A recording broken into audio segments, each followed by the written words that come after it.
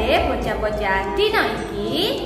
Alhamdulillah, sae saras kabeh. Allahu Akbar. Mugi-mugi kita kabeh diwenehi kesarasan marang Allah Subhanahu wa taala. Dina iki bocah-bocah ketemu malih ing piwulangan basa Jawa karo Bu Citra lan Bu Fira. Nanging supaya kita kabeh diwenehi berkah lan manfaat yen wayah sinau, ayo kita ndonga dhisik.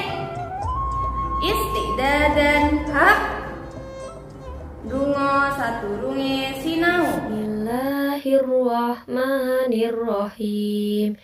Raditu billahi rabbah wa bil islami dina wa bi Muhammadin nabiyya wa rasulah. Rabbi zidni ilma warzuqni fahma. Rabbi shrah li sadri wa yassir li amri wahlul 'uqdatam min lisani yafqahu qawli. Amin ya rabbal alamin. Sapa sing siap sinau basa Jawa? Mula. Yen luwih semangat malih, ayo tepuk semangat Jawa. 1, 2, 3. Tepuk semangat Jawa. Aku bisa basa Jawa amarga aku sregep sinau. Alhamdulillah, saiki bocah-bocah wis padha semangat kabeh Ibu Citra, leres Bu Fira. Saiki bocah-bocah arep sinau wulangan 4 pas sinau loro babagan meragakake ukara pakon lan ukara panyuwun. Ayo saiki bocah-bocah ndeleng ukara pakon sing diperagakake Surti lan Rini. Gawakno tasku ya, Rin. Iya Sur, mengko tak gawakne. Matur nuwun Rini. Padha-padha Surti. Nah, mau bocah-bocah wis ngrungokake pacelaton sing diperagakno karo Surti lan Rini. Ayo saiki goleki ukara pakon sing ana ing pacelaton iku mau. Iya, bener. Ukara pakon ing pacelaton yaiku sing diomong karo Surti, yaiku gawakno tasku ya, Rin. Ukara iku dadi ukara pakon amarga nduweni titikan, yaiku sing nomor 1. Ing wiwit tembung yaiku ana tembung gawakno. Tembung gawakno yaiku saka gawa ditambahi seselano. Dadi gawakno.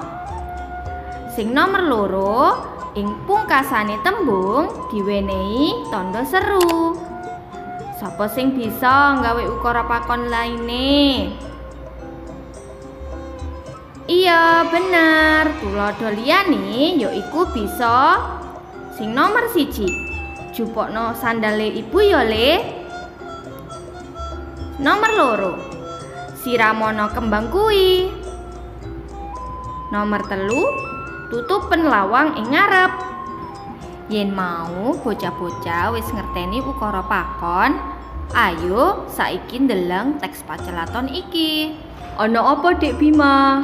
Mas, aku nyuwun kembang ya. Kembang digawe apa, Dek? Digawa menyang sekolahan, Mas. Ya wis, kono jupuka. Matur nuwun Mas Dimas. Nah, mau bocah-bocah wis ngrungokake pacelaton sing dipragakno karo Dimas lan Bima. Ayo saiki goleki ukara panyuwun sing ana ing pacelaton iku mau. Ya, bener. Ukara panyuwun ing pacelaton yaiku sing diomong karo Bima, yaiku aku nyuwun kembang ya.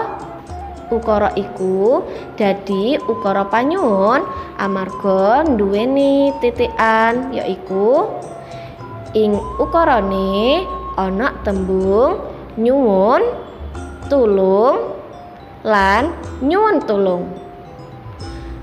Ing pungkasane tembung diwenehi tanda seru. Sapa sing bisa nggawe ukara panyuwun laine? Iya bener. Tuladha liyane yaiku bisa nomor 1. Bu, kula nyuwun dipundhutake sepatu. Nomor 2. Dik, aku nyuwun tulung gawakno tasku. Nomor 3. Nduk, ibu nyuwun tulung tukokno brambang ing ngarepan.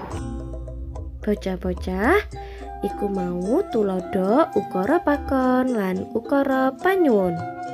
Yen luwih paham lan luwih mangerten, Bu Guru duwe oleh-oleh gawe bocah-bocah. Oleh-olehe yaiku bocah-bocah gawe video meragakake ukara panyuwun karo wong tuwa utawa dulure bocah-bocah. Muga-muga piwulangan dina iki bisa manfaat lan berkah gawe bocah-bocah sekabehane. Yen luwih manfaat lan berkah, ayo saiki kita kabeh maca hamdalah bareng-bareng. Istiqdadat haq alhamdulillahirabbil alamin. Pituture Bu Guru, bocah-bocah istiqomah sholate lan ngajine ya. Aja lali pisan. Semangat terus sinaune yen bisa manggakake wong tuweke bocah-bocah sekabehane. Matur nuwun sampun mirengake video piwulangan dinten iki. Ketemu malih ing piwulangan sabanjure. Wassalamualaikum warahmatullahi wabarakatuh.